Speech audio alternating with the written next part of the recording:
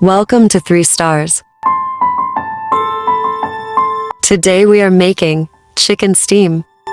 The ingredients we need are ginger garlic paste, mustard paste, salt, black pepper, light red food color, red chili powder, tandoori chicken powder, turmeric powder, chili flakes, cinnamon powder, coriander powder.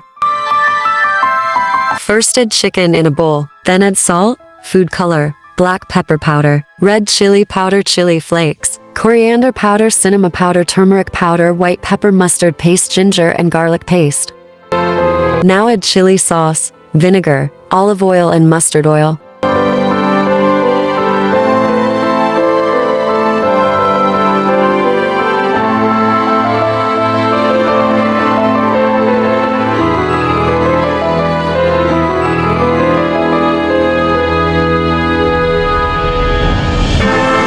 Mix it well.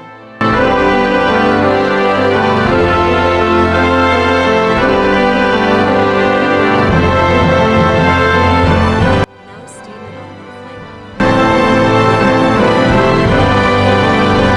Cover it with foil or other cap.